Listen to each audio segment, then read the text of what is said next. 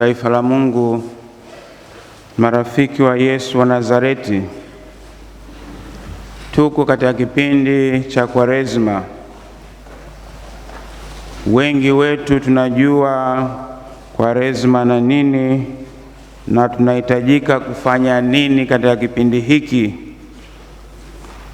Inawezekana changamoto ikawa tu ni kwamba hatuna nia thabiti ya kuyaishi yale tunayoyajua. Lakini kuna wachache ambao wajui Kwaresma ni nini na wanapasika kufanya nini katika kipindi hiki.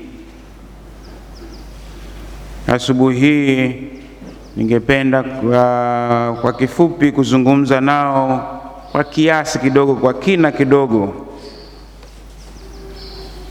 Japo leo ni Dominika ya 3 ya Kwaresma, mbona karibu tunamaliza kipindiko cha Kwaresma? Kwa nini leo? Kwa nini leo? Kwa sababu kama tulivyosikia katika somo la Injili, huyu mwanamke amekutana na Yesu mara moja tu, tena kisimani, lakini mwisho wa siku anaamini. Anaenda kutangaza na watu wengi wanabadilika kutokana na ushuhuda wake. Kwa inawezekana humu ndani pia kuna mwanamke kama huyo Msamaria, mwanamke mkokozi, ndio Samaria, mkokozi, wale wengine humu mnawezekana tu kwa kina mitume, walikaa na Yesu miaka 3, walisikia mafundisho yake, waliona miujiza aliyofanya, anawalisha watu chakula, anawafufua watu, anawaponya watu, lakini hakuwa na maana yoyote kwao.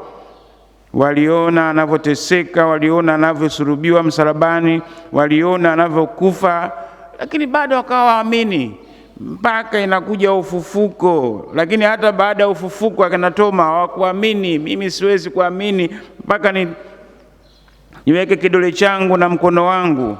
Kwa hiyo kwa yule ambaye labda ni mwanamama au mwanababa mkokozi, yanahitaji kusikia neno hilo siku moja tu ya leo na kubadilika na kuamini. Lakini kama wewe ni mmoja kati ya wale 12, tena bahati nzuri kwa Yuda Iskariote, majuma haya 3 inawezekana hajakubadilisha kwa namna yoyote. Mimi ningeomba niseme vitu 5 vinavyohusu kipindi cha Kwaresma, na hivyo vipindi vina maana gani na tunapaswa kuviishi namna gani ili Kwaresma yetu iwe kweli yenye mabadiliko, yenye kuleta uongofu, yenye kutufanya tuwe na toba ya kweli. Cha kwanza ambacho kiko wazi, tunaanza kipindi cha Kwaresma kwa Jumatano ya Majivu. Na kwa kweli ni Jumatano ya Majivu. Hakuna Alhamisi ya Majivu, wala Ijumaa ya Majivu, wala Jumamosi ya Majivu, wala Dominika ya Majivu. Kwa hiyo majivu ya tunapakwa siku hii moja tu ya Jumatano. Wakati mwingine inasikitisha kweli kweli, siku ya Alhamisi padre natoka nje, samani padre, jana sikuja kanisani, naomba unipake majivu. Unamwangalia usoni wanaosema hivyo, huyu ikoje? Yaani wewe jana ukuja kanisani na ukuja kanisani kuona kwamba jana haujakomunika. Yaani ungesema padre, naomba unifanyie ibada ya komunyo nje ya misa, lakini wewe hiyo ekaristi yani hata uone umuhimu wake. Wewe unaona majivu tu. Yaani unaona kuna wakati wengine wanakaa ushirikina hata katika mambo matakatifu. Kwa hiyo hakuna Alhamisi wala Ijumaa wala Dominika ya Majivu, iko Jumatano ya Majivu. Na majivu ni ya muhimu, lakini umuhimu wake hauwezi kuipiku ekaristi takatifu, hauwezi kuipiku neno la Mungu. Hii ni kitu cha muhimu kukizingatia. Majivu ni ishara, na ishara inakuwa na maana nzito zaidi nyuma yake. Sisi tunatumia majivu kama ishara ya toba.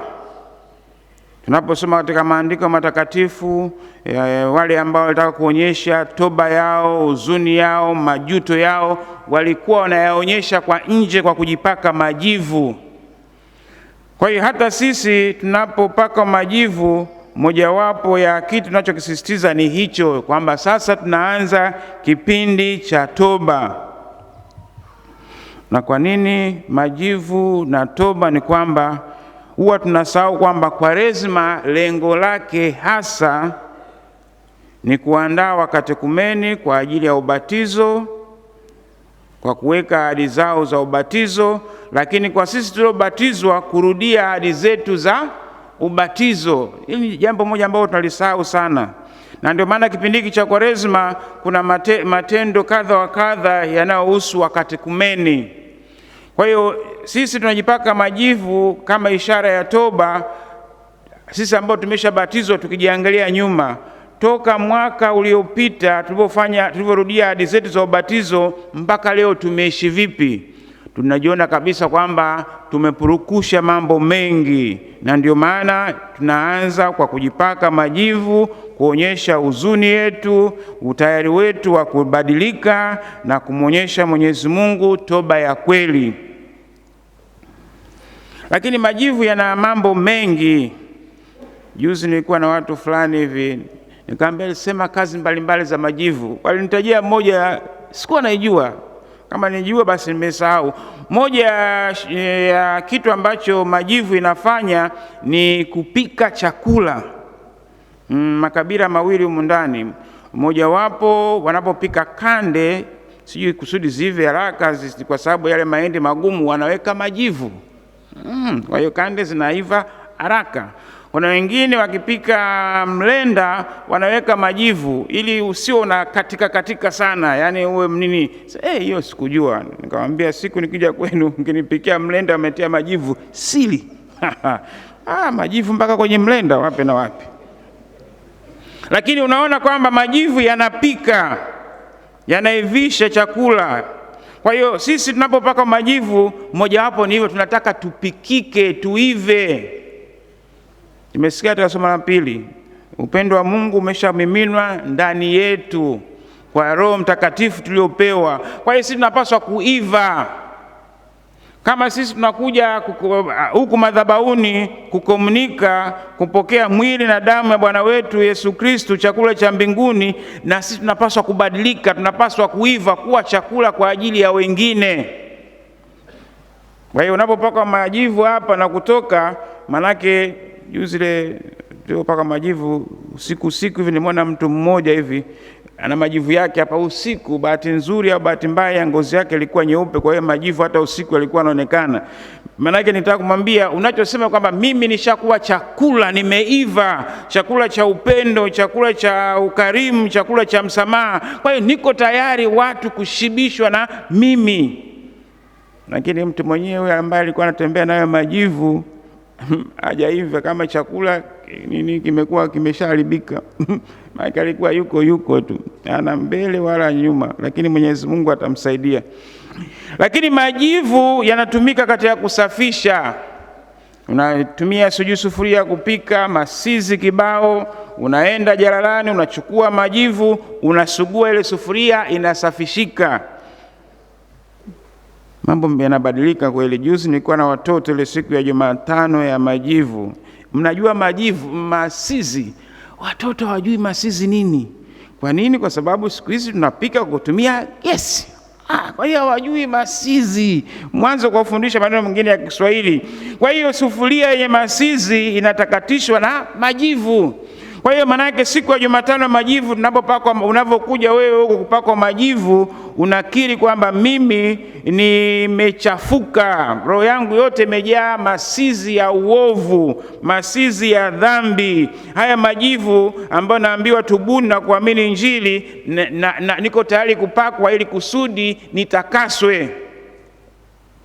Na ndio maana kipindi hiki cha Kwaresma, moja ya sakramenti ya muhimu kweli kweli ni sakramenti ya upatanisho, kitubio.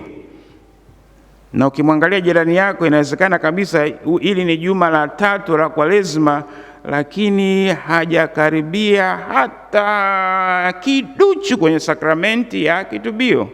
Usimulize, wewe mtazame tu, ila kumbuka na yeye anakutazama wewe. Kwa hiyo kama na wewe hujaja, mimi simo. Lakini majivu, na mwalimu wangu mmoja alikuwa ananiambia, anasema yanaponya udongo. Kama udongo una asidi nyingi, ukiweka majivu, na majivu haya yametokana na miti, yanaongeza alkaline mule, ile PhD inafanya nini. Kwa hiyo majivu yanaponya udongo, na si tu yanaponya udongo. Kama umepanda mti wa matunda, haya majivu yanaipa ladha matunda. Kwa hiyo unaweza kusema machungwa yale mabaya kweli kweli, hana hata ladha. Nini? Kwa sababu hayana sodium nini. Ukiweka majivu yanabadilika.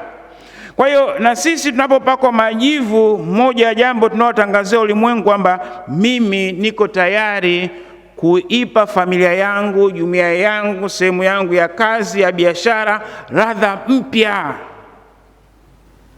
Kwa sababu kila mmoja wetu sisi tunaambiwa nini? Ni nuru, ni chumvi. Nenda kaipe ulimwengu ladha mpya. Kwa hiyo kipindi hiki cha Kwaresma, moja ya jukumu tulilokuwa nalo ni kuipa familia, nafsi yako, jamii ladha mpya.